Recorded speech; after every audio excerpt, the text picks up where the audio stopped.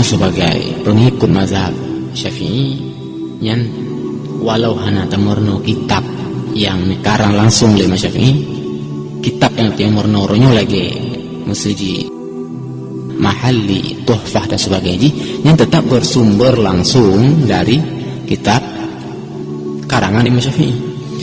Jadi tanya hanya perlu terpengaruh dengan berbagai pernyataan dari sebahagian golongan yang menyatakan bahwa salah satu kesalahan khusus di huruf daya, huruf pondok, hana langsung pelajari kitab karangan Imam Syafi'i. Nah, ini perlegatnya itu yaitu tentang sanad kitab-kitab yang kan pelajari oleh mayoritas orang Aceh, khusus umum seluruh umat Islam yang di berbagai belahan dunia. Nah, yang seperti yang perlegat itu kitab Mesir Tuhfah yang terhadap pernyataan anak takgat minyo oleh orang Dayak gubernur kitab Tuhfah manteng, Mughni manteng, kitab I'anah manteng, kitab Mahali manteng, munyo hana gubernur al-um kemana ni pegak yang beta ada pengaruh kata-katanya. Karena pada hakikatnya kitabnya mandung bersumber dari kitab karangan Imam Syafi'i, yaitu kitab al-um. Coba dia simak dino sanad kitabnya. Perle dia tu kitab Tuhfah karangan Syekhuna Ibnu Hajar yang merupakan sabo kitab syarah dari Minhaj. Minhaj dalam ilmu fikih, kitab Tuhfahnya adalah syarah dari kitab Minhaj. Minhaj ni karang li Imam Nawawi. Nyo perlu kita simak bahwa dasar mutalo-talo ini kitabnya mendung kepada kitab yang dikarang oleh Imam Syafi'i, yaitu Al-Um. Kitab Minhaj yang dikarang oleh Imam Nawawi adalah ringkasan dari kitab Muharrar. Nah, kitab Minhaj adalah ringkasan dari kitab Muharrar. Muharrar dikarang oleh Imam Rafi'i. Jadi Minhaj Imam Nawawi dasar dari Muharrar Imam Rafi'i. Muharrar tentu dari mana? Kitab Muharrar dasar dari kitab Khulasah. Khulasah salah satu kitab fikih yang dikarang oleh Hujjatul Islam Imam Al-Ghazali. Jadi kitab Muharrar Imam Rafi'i berasal dari kitab Khulasah yang dikarang oleh Imam Al-Ghazali. Dari kitab Khulasah memperingkas loh oleh Imam Rafi'i jid ke Muharrar. Jadi nyan mandu mutalo mandu. Kalian mina timbul dalam pertanyaan tunggu kitab Khulasah yang dikarang oleh Imam Al-Ghazali yang dasar dari kitab apa ringkas. Kitab Khulasah dasar ringkasan dari kitab Wajiz. Al-Wajiz salah satu kitab mukhtasar dalam fikih yang dikarang juga oleh Imam Al-Ghazali. Nah, jadi Imam Al-Ghazali lih nepegak kitab Wajiz, lih nepu ubudlah nepu ringkas dalam juga kitab Khulasah. Kalian kitab Wajiz tempuh kitab dari dasar kitab itu.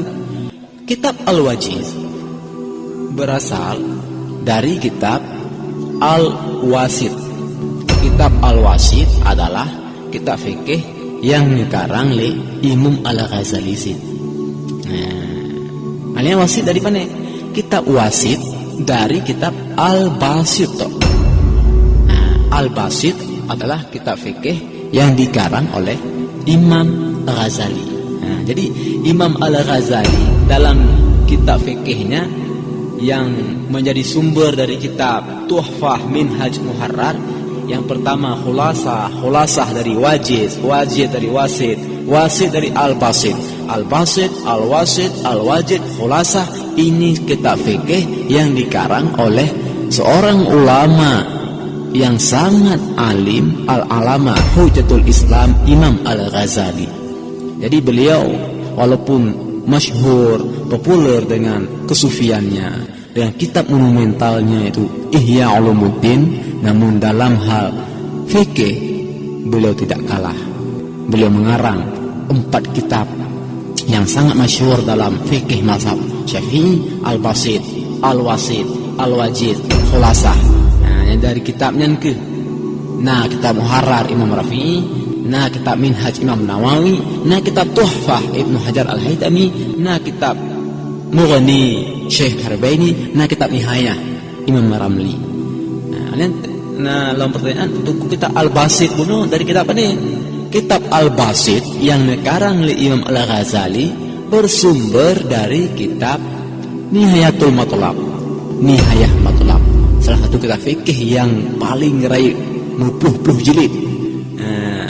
Sekarang Nihayah Matlab, kitab Nihayah Matlab karangan Imam Haramain.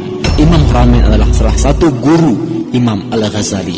Jadi kitab Nihayah Matlab yang dikarang oleh Imam Haramain neperingkas lanjut ke kitab Basit yang dikarang oleh Imam Al-Ghazali. Nah, kitab Nihayah Matlab berasal dari kitab Al-Um karangan Imam Mazhab kita yang sangat kita cintai, yaitu Imam Syafi'i.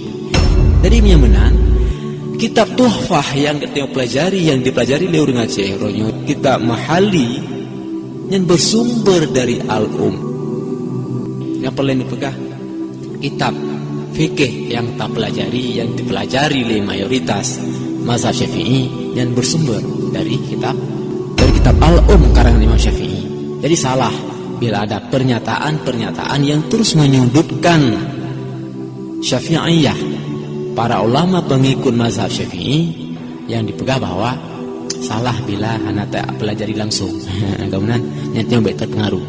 Ayo tetap berpanutan kepada para ulama, yang berpanutan kepada orang-orang yang hanya menyudutkan imam mazhab, yang berpanutan kepada orang-orang yang selalu dalam membangun, mengembangkan, mempertahankan mazhab yang besar, mazhab yang diikuti bersama, itu mazhab Imam Syafi'i.